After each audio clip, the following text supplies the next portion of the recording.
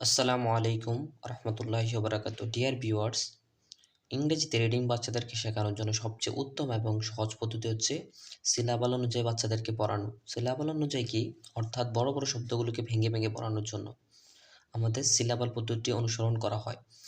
এখন সিলাবাল অনুযায়ী পড়ানোর জন্য বাচ্চাদেরকে কিছু বেসিক আপনাদেরকে নলেজ দিতে হবে। সেটা হচ্ছে, আমি গত দুটি ভিডিওর ভিতরে প্রথম ভিডিওতে আমি কনসোনান্টগুলোর উচ্চারণ শিখিয়েছিলাম এবং গত ভিডিওতে আমি ভাওয়েল এ এর উচ্চারণ সম্পর্কে একটু বিস্তারিত আলোচনা করেছিলাম। তো আজকে আমি আরও দুটি ভাওয়েলের বিস্তারিত আলোচনা করব, যে এই ভাওয়েলগুলোর কত ধরনের সাউন্ড সাধারণত এসে থাকে ইংরেজি ওয়ার্ডগুলোর ভিতরে। সেটা হচ্ছে এবং ও, এই দুইটা ভাওয়েল নিয়ে আজকে আলোচনা করব।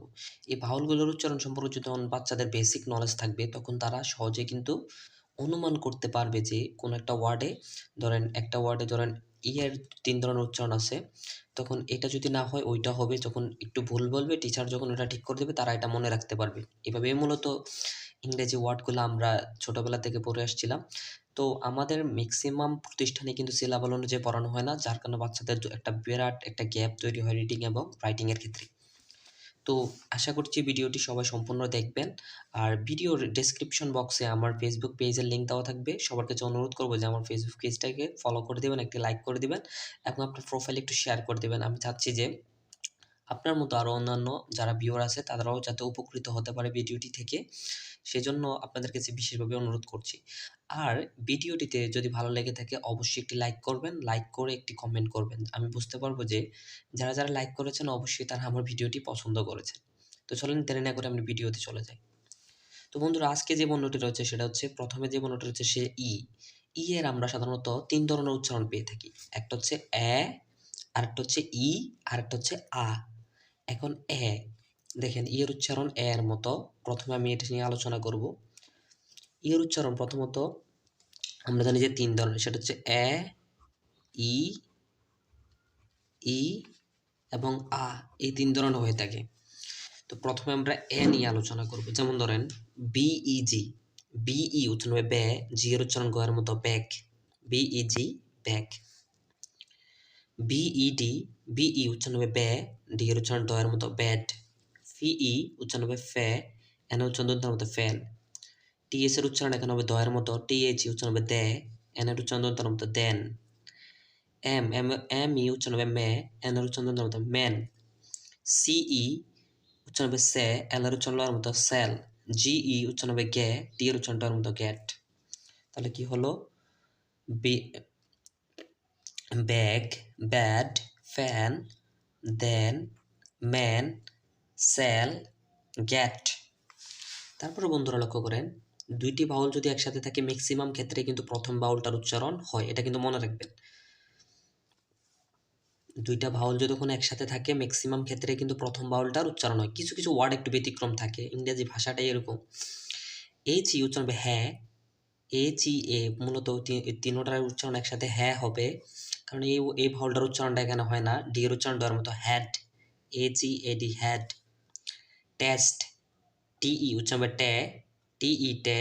এস এর উচ্চারণ টে, এস এর উচ্চারণ দন্তের সমত, টি এর উচ্চারণ টর মতো টেস্ট। উচ্চারণ হবে টে, এন উচ্চারণ দন্তের মতো টেন, আর রে, ডি এর উচ্চারণ ডর মতো রেড। তাহলে কি হলো? Had, test, ten, red. আপনারা দেখতে পাচ্ছেন এই যে ওয়ার্ডগুলো লেখার চেষ্টা করেছি, প্রত্যেকটার ভিতরে কিন্তু এর উচ্চারণ এখানে এর মতো দেওয়া আছে। ঠিক আছে, এবার আসেন আমরা আরো একটা সাউন্ড শিখি, সেটা হচ্ছে হ্রস্ব এবং কিংবা দীর্ঘ, কোনো সমস্যা নেই, দুইটার উচ্চারণে হয়। আচ্ছা দেখেন, খেয়াল করেন, হি, হি। এস এর উচ্চারণ হয় তালবস্যর মতো, এটার সাথে তাহলে কি হবে? শি। ডাব্লিউর উচ্চারণ হয় ও এর মতো, উই, উই, উই। এরপর লেখেন, লক্ষ্য করেন, বি, বি, কাম, কাম। এখানেও কিন্তু এর উচ্চারণ এর মতো হয়েছে। Before, fore. Begin, gin. তাহলে লক্ষ্য করেন, আমাদের দেশে যদি এটাকে ইভেন বলে, এটা শুদ্ধ উচ্চারণ হচ্ছে ইবন, এখানে এর উচ্চারণটা হয় না। বন, ই বন।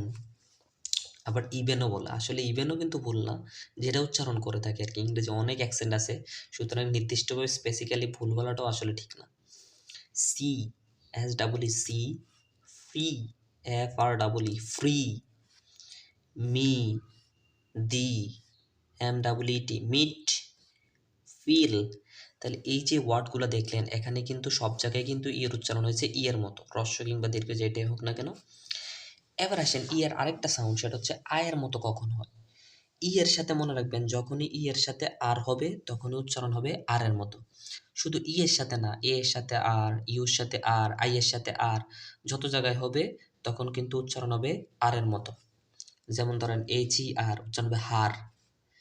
সার, vice, ser vice, S S E R ser, V I C E vice, service. Server, S E R ser, V E R ver, server. Certain, certain, certain. Mercy, mercy, jersey, jersey.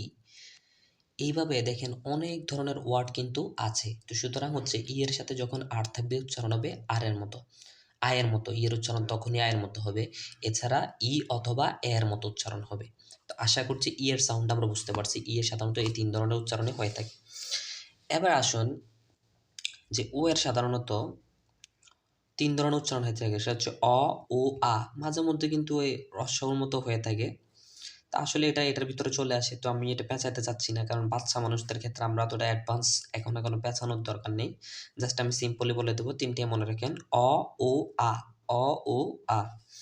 যেমন ধরেন অ এর মতো উচ্চারণ কি হয়, on, O, N, N এর উচ্চারণ মতো অন। অ, F, of. Orange, orange, orange. For, for. Box, box, B O উচ্চারণ হবে ব, এক্স এর উচ্চারণ এক্স এর মতো বক্স। নট, এন ও উচ্চারণ হবে ন, টি এর উচ্চারণটার মতো। এখানে কিন্তু অ এর মতো উচ্চারণ হচ্ছে সবগুলা। Hot, hot. লং, লং, এল ও উচ্চারণ হবে ল, এন জির উচ্চারণ অনস্বর বা উ এর মতো লং। গট, গট, জি ও উচ্চারণ হবে গ, টি এর উচ্চারণ ট এর মতো গট। তাহলে এই যে ওয়ার্ডগুলো আমরা পেলাম, এখানে কিন্তু ও এর উচ্চারণটা অ এর মতো হয়েছে। আমাদেরকে কিন্তু বাচ্চাদেরকে এগুলো ধরাই দিতে হবে, যে দেখো ও এর তিন ধরনের উচ্চারণ পাওয়া যায়। আমাদের বইয়ের ভিতরে যে ২ অক্ষরের শব্দাংশ, ৩ অক্ষরের শব্দাংশ আছে, সেটি কিন্তু একটাই দেওয়া আছে, বি এ, বে এ দেওয়া আছে, বি ই, বি ই দেওয়া আছে। তাহলে তাদের রিডিং পড়তে কনফিউশন হয়ে যায়। সুতরাং আমাদেরকে এই উচ্চারণগুলো বলে তাদেরকে বুঝাই দিতে হবে যে এটা ৩ ধরনের হয়ে থাকে সাউন্ড। তখন এটা না হইলে ওইটা হবে। তখন আপনি সিলেবাস অনুযায়ী যখন পড়াবেন, তখন তারা সহজেই কিন্তু গ্যাস করতে পারবে যে আসলে স্যারে কি বুঝাইয়া পড়াইতে চাচ্ছে।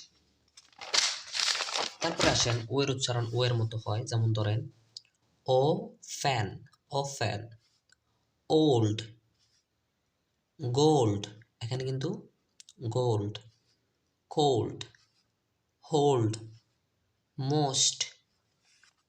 So, nobody, nobody, nobody. Note, book, soon, cook, look. তাহলে দেখেন এখানে কিন্তু সবগুলোর ভিতরে কিন্তু ও এর উচ্চারণ ও এর মতোই হয়েছে। এখানেও দেখেন ডু, টু, নুন, মুন। এবার এদিকে আসেন ও এর উচ্চারণ। আমি দেখেন এখানে রস্বর মতো লিখেছিলাম, আসলে এটা দরকার নেই, সিম দরকার নেই। কারণ হচ্ছে বাচ্চাদেরকে এত পেঁচাইতে গেলে সমস্যা হবে। আপনি তিনটাই শিখান, সেটা হচ্ছে অ, ও, আ। অ, ও, আ, এই তিনটা মনে রাখান।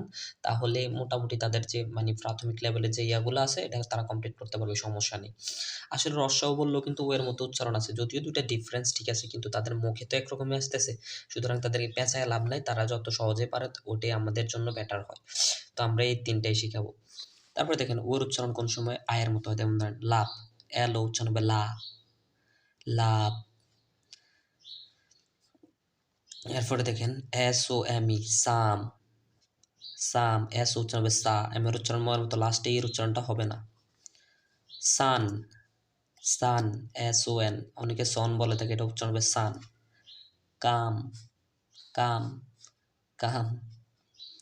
এরপরে দেখেন O U T, out, O U T, out. তাহলে দেখেন এই ও এর আমরা তিন ধরনের উচ্চারণ পেলাম। তো আমি আরও দুটি ভাওয়েল নিয়ে আরও আরও একটা ভিডিও মেক করব, সেটা হচ্ছে আই এবং ইউ, এই দুইটা ভাওয়েল নিয়ে একটু আলোচনা করব। এই ভাওয়েলগুলা আমাদেরকে জানুয়ারিতে ক্লাসের শুরুতে কিন্তু আমি বলি না যে সারা ক্লাস মিলে আপনি শুধু এই বেসিকগুলোই পড়ান, 10টা মিনিট সময় দিয়ে আগে প্রথমে তাদেরকে উচ্চারণগুলো একটু শেখান, তারপর আপনি আস্তে পড়ার দিকে ঢোকেন। সারা বছর এরপর আমার যে ভিডিওগুলো মেক করা আছে সিলেবাস অনুযায়ী ওইভাবে আপনি ক্লাসে লঞ্চ করেন, ইনশাল্লাহ ভালো একটা রেজাল্ট আপনি পাবেন এবং আপনার টিচিং স্কিলটা আরও ডেভেলপ হবে এবং আরও স্মার্টলি হবে, বাচ্চাদের কাছে আপনি জনপ্রিয় হবেন এবং আপনার শিক্ষার মানটা সবার কাছে গ্রহণযোগ্য হবে। ঠিক আছে?